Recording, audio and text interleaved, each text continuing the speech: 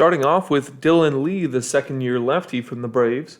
He was one of Brian Snitker's top options with a 2.13 ERA and a 5.9 strikeout-to-walk ratio. Combining an accurate slider with a sneaky fastball, Lee held opponents to a 2.49 WOBA.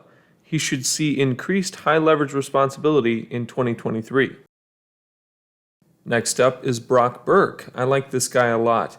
With a smooth and powerful delivery, Burke was able to stay healthy and post over 80 innings, striking out 90.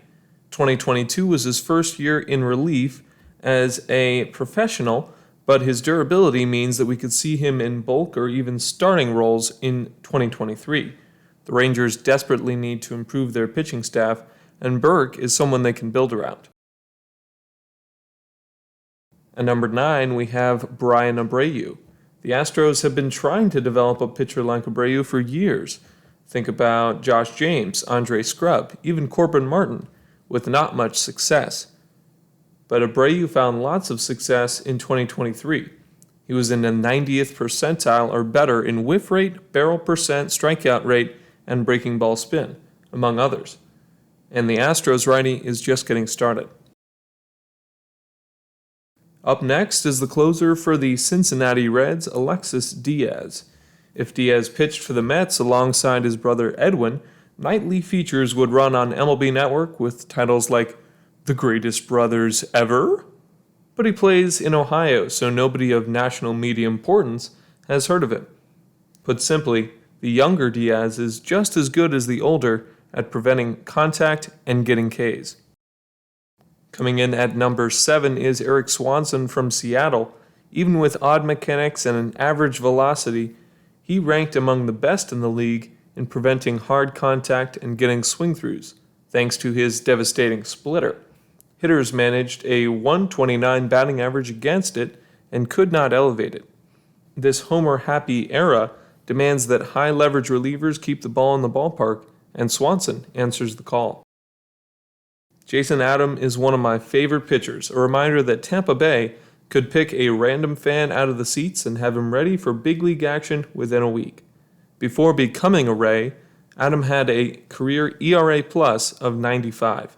In 2022, that mark was 233. Doubling his slider and changeup usage was one part of the change, but he also altered his mechanics to hide the ball more effectively. Fifth on the list is Cionel Perez, a big contributor for one of the best bullpens in the league. He's been steadily slashing his walk rate, and an increase in sliders meant that his fastball was more effective too. Perez generally outperformed his peripherals in 2023, but he's too talented to regress much in the coming years. If he can add an accurate changeup as another weapon against righties, we could be looking at the next Josh Hader. The path to success in the show for Cisnero has been rocky. After being released by the D-backs in 2016, he found himself on the New Jersey Jackals of the semi-professional Can-Am League, with slim prospects of returning to the big leagues. But the Tigers took a chance on him for the 2019 season, and he's posted a superb 1.34 ERA plus in 159 appearances in Motown. 2022 saw him post the third lowest ERA among pitchers with at least 100 batters faced.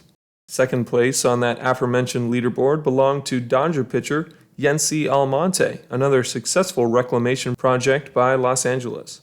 In 2021, as a Rocky, Almonte was one of the worst pitchers in Major League Baseball, fashioning a 7.55 ERA and essentially turning every hitter into Alex Bregman. 2022 saw him develop a devastating sinker, increase his slider usage, and turn every batter into Christian Pache. Second place on our list is Tyler Kinley, a current Rockies reliever. Kinley seems like an unlikely candidate for success, given that his fastball heat map shows a concerning tendency to place the ball middle, and his slider heat map suggests that about 1/3 are balls. Yet he was as effective as anyone at limiting barrels. It creates a confusing outlook for a guy that's 31 years of age and pitching mile high. My quest for the least expected top reliever in the game ends here at number 1. Yet the number 1 was too high for JP Feyereisen.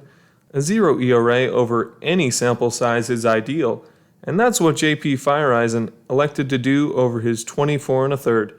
It doesn't matter what a player's results should be, but what they are on the field. His expected ERA was 2.43, still outstanding. But right now, that's the most useless stat in the world. Fireeisen summed up pitching during his season, the pursuit of a bunch of zeros. That's it for this video. I hope you enjoyed it. I also hope you've been enjoying the playoffs. We have a few days off until the World Series, so more content to come. Like if you like this video and subscribe if you feel like it. I'm Alex Byers. Adios.